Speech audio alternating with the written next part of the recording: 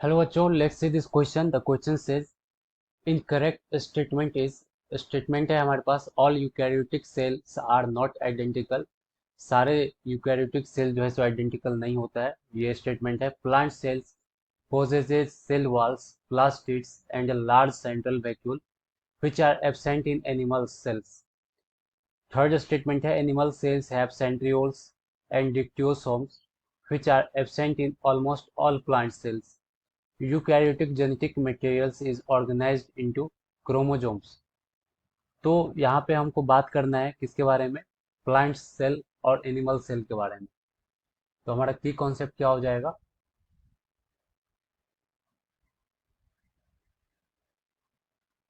Plant cell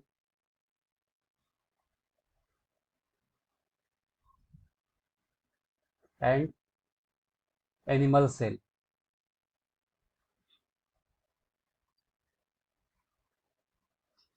तो आइए हम इसको डिफरेंशिएट करते हैं कि दोनों में क्या डिफरेंसेस होता है.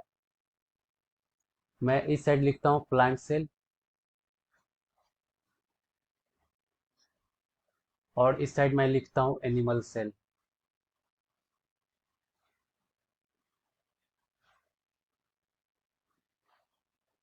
इसको हमें क्या करना है? डिफरेंशिएट करता है कि दोनों में क्या डिफरेंस होता है. सबसे पहला मैं सेल वाल लूंगा. सेकेंड मैं लूंगा plastids cell plastids vacuole plastid and vacuole.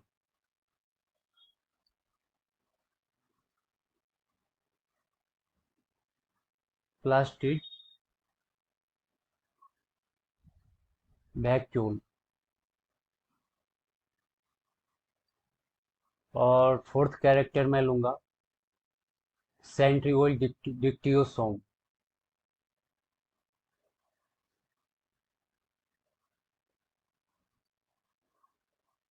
Centriole and dictyosome.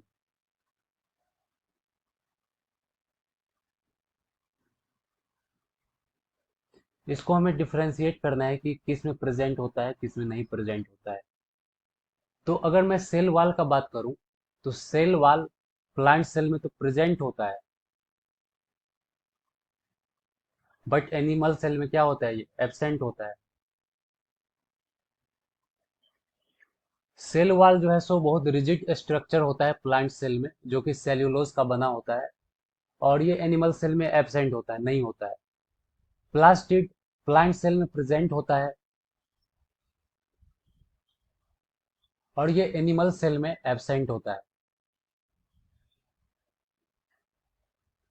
Plastid जो है सो पिगमेंट कंटेन करता है, जैसे क्लोरोप्लास्ट में क्लोरोफिल प्रेजेंट होता है, leucoplast, chromoplast, ETC. Vacuole plant cell में प्रेजेंट होता है.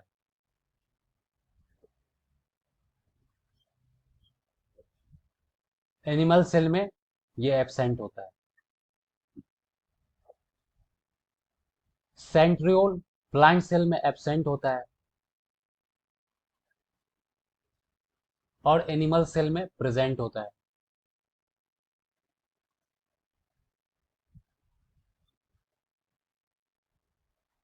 डिक्टियोसोम प्लांट सेल में तो प्रेजेंट होता है, बट एनिमल सेल में क्या होता है? एब्सेंट होता है. तो यहाँ पे हमने कुछ डिफरेंसेस देखा. दोनों सेल में बहुत बड़ा डिफरेंसेस है. एक में सेल वाल होता है, दूसरे में नहीं होता है. एक में प्लास्टिड होता है, दूसरे में नहीं है. एक में वैक्यूल है, दूसरे में नहीं है. एक में सेंट्रियोल एब्सेंट है, दूसरे में है. डिक्टियोसोम एक में प्रेजेंट है, दूसरे में एब्सेंट है.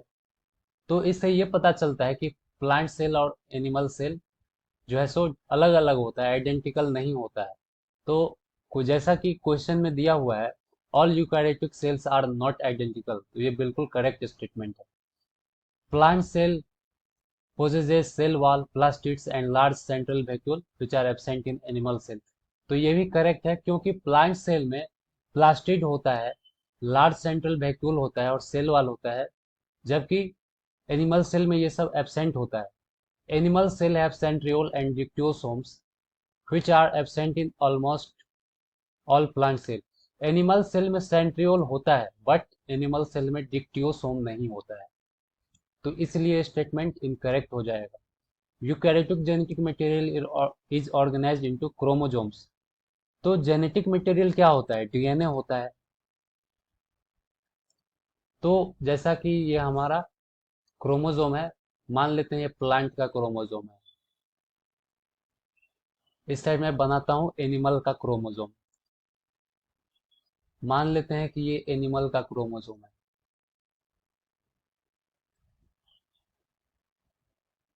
तो क्या होता है कि प्लांट में भी जो डीएनए होता है वो कहाँ पे प्रेजेंट होता है?